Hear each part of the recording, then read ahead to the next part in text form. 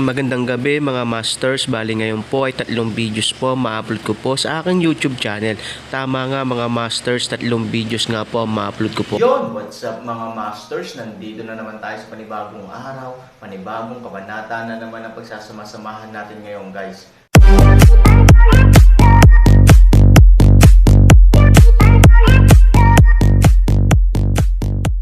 Bali mga masters, kung bago ka pa lang po sa aking YouTube channel, please click the subscribe button, lalong-lalo na po yung notification bell guys, para maging connected pa rin tayo sa isa't isa at maging updated kayo sa mga susunod ko pang video.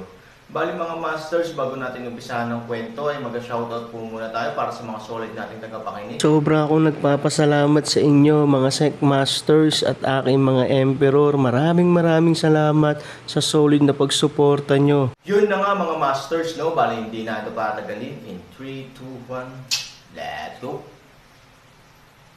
Mga masters, baka pwedeng hindi tayo mag-skip ng ads. Salamat mga masters. Ang bagong yugto ni Daryl sa Storytelling Channel sa YouTube mapapakinggan. Ang bagong kabanata, sa pagpasok nila Daryl at General John sa loob ng kaharian ni Daryl. Dumiretso sila sa hardin ng kaharian ni Daryl. Sa pagdating nila roon, nakikita sila ng lahat ng mga nandun na nagsasaya. Maya-maya si Yvette ay mabilis na naglakad patungo kay Daryl at sinabi, "Anong nangyari sa labas? Nakaramdam kami ng isang napakalakas na puwersa kanina. Akala namin kung ano nang nangyayari. Buti na lang ang iyong general ay pumunta dito para sabihin na ikaw ang may gawa ng ganon nakakatakot na spiritual." Sabi ni Yvette. Nang marinig ito ni Daryl siya ay nagsalita at sinabi, "Mahal ko, paumanhin kung kayo ay natakot. Hayaan nyo hindi ko nauulitin pa ang ganon mga bagay." Sabi ni Daryl nang nakangiti. At si Yvette ay nagsalita nang marinig nito ang sinabi ni Daryl. "Ang tagal mo kasi pumunta dito sa iyong harden. At bakit nga ba nilabas mo ang ganong kalakas na spiritual na iyong tinataglay?" Sabi ni Yvette. Nang marinig ito ni Daryl siya ay nagsalita. "Kanina kasi ang mga kasundaluhan na ibinigay nyo sa akin nila, Brother Zubaji at Ambrose. Mula sa inyong mga imperyo. Napansin ko na lagi sila naguguluhan kapag may nararamdaman sila na malakas na spiritual.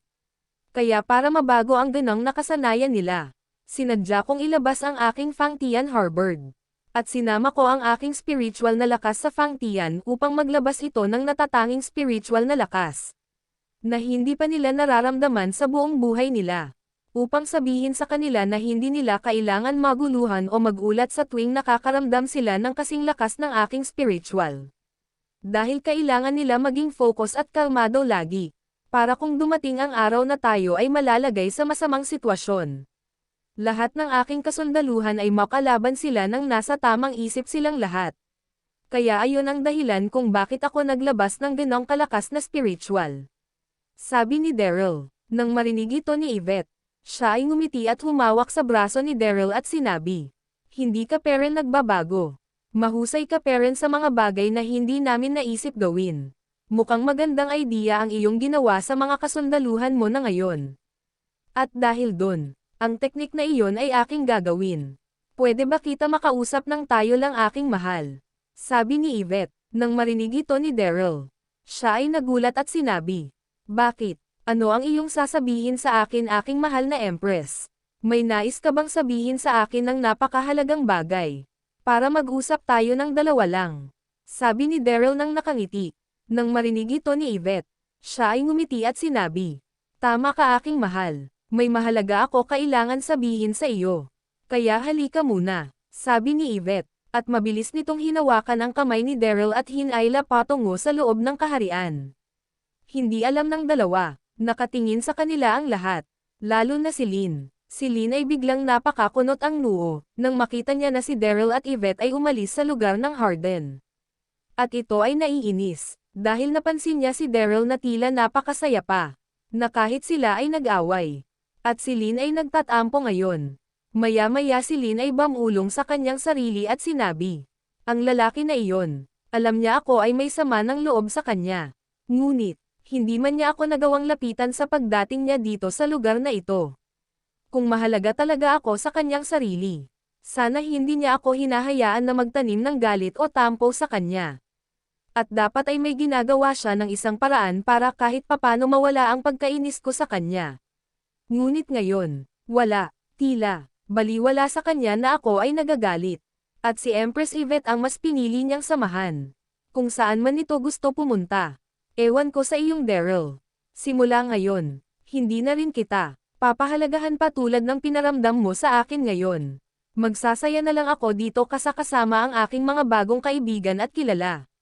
Sabi ni Lin. At ito ay naglakad patungo kila Ganggang at Zubaji. Nang makarating si Lin kila Zubaji at Ganggang, si Zubaji ay biglang napatawa at sinabi, "Haha, okay ka lang ba mahal na prinsesa ng mga elf? Mukhang wala ka sa mood ngayon. At tila ba si Brother Daryl ang may dahilan nito? Nag-away ba kayong dalawa?" Sabi ni Zubaji habang natawa. "Haha." At si Ganggang ay biglang nagsalita, "Aking mahal. Ano ba ang pinagsasabi mo? Ang mahal na prinsesa ng mga elf ay masaya ngayon. Tama ba ako prinsesa ng mga elf? Huwag mo pansinin ang mga sinasabi ng aking mahal na asawa, sadyang mapang-inis lang talaga siya." Sabi ni Ganggang. Nang marinig ito ni Lin, siya ay medyo napangiti at sinabi, "Tama ka mahal na Empress ng North Mona. At Emperor Zubaji, tama ka may sama ako ng loob sa iyong kaibigan. Dahil nais ko na bumalik sa aming kaharian. Ngunit ang iyong kaibigan na si Daryl ay tila wala pang balak na bumalik sa ibang mundo ng iba't ibang nilalang para umuwi sa aming kaharian. Kahit na sa oras na makabalik kami sa kaharian ng aking ama. Kahit anong oras ay pwede naman siyang bumalik sa inyong mundo ng mga tao. Dahil ngayon madali na lang niya gawin ang mga bagay na iyon. Ngunit madami pa daw siya kailangan gawin sa inyong mundo ng mga tao. Kaya ganon na lang din. Iniwan ko siya kanina sa loob ng silid hapagkainan. At pumunta mag-isa dito. At siya ay hindi ko alam kung ano ang pinaggagawa kanina. Naglabas pa ito ng nakakatakot na spiritual. Na ating naramdaman. Ano kaya ang naging dahilan niya para gawin niya iyon?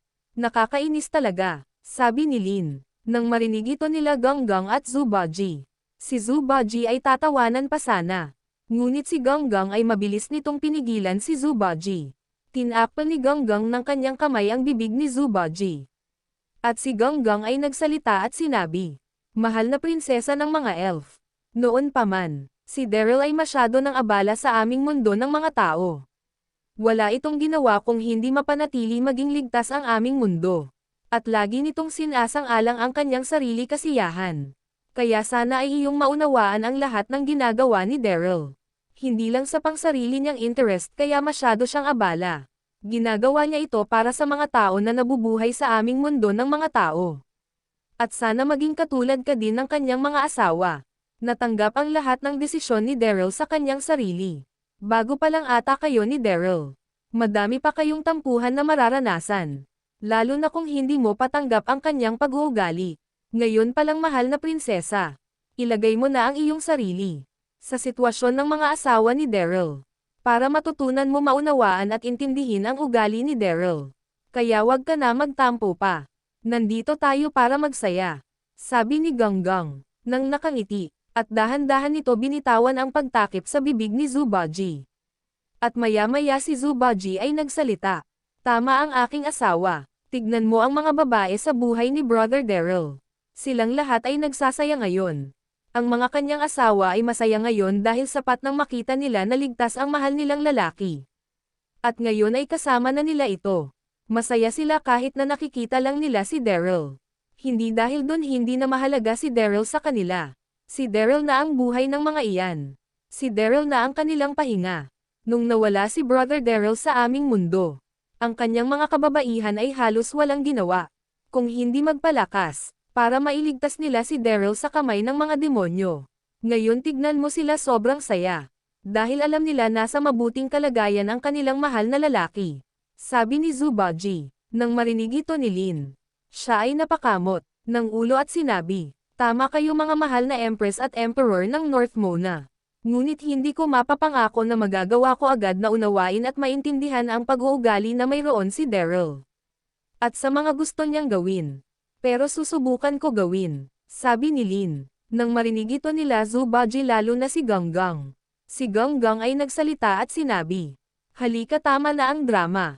Magsaya tayo ngayon." At si Lin ay inabutan ni Ganggang ng isang baso na may lamang na alak. At sinabi, uminom tayo mahal na prinsesa ng mga elf. At magpakasaya. At si Ganggang ay tinataas ang kanyang baso at sinabi, makinig kayong lahat, isang kampi para sa ating pagkakaibigan. At ang lahat ay nagsitaasan ng mga baso na may lamang ng alak at ang mga ito ay sumigaw. Kampi para sa ating pagkakaibigan. At ang lahat ay sobrang saya ngayon. At nagpatuloy sa pagsasaya.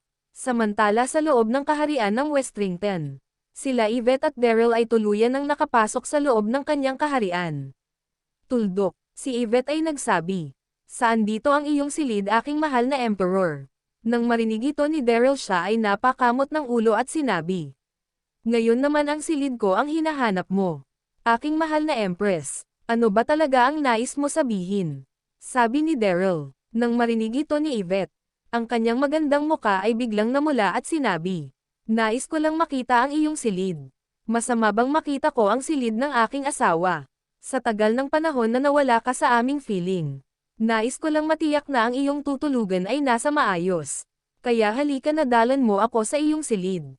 Sabi ni Yvette, at si Daryl ay wala nang nagawa. Ito ay naglakad patungo sa kanyang silid habang si Yvette ay nakahawak sa kanyang braso.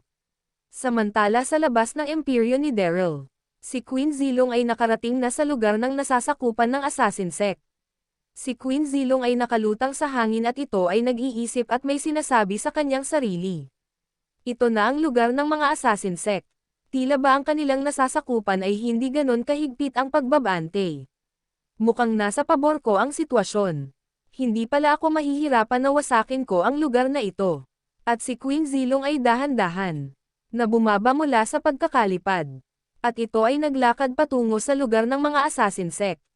Sa kanyang paglalakad, nakikita nito ang mga kabahayan na tila wala sa ayos. Yun na nga mga masters, no? Bali panibagong kabanata na naman yung natapos natin ngayong gabi. Muli, maraming salamat po talaga sa walang sawang suporta po sa aking YouTube channel na talagang inaabangan nyo po ang bawat upload ko po. Bali mga masters, magkita-kita ulit po tayo bukas ng gabi at ngayon po ay magpapaalam po muna tayo. Bali mga masters, bye-bye!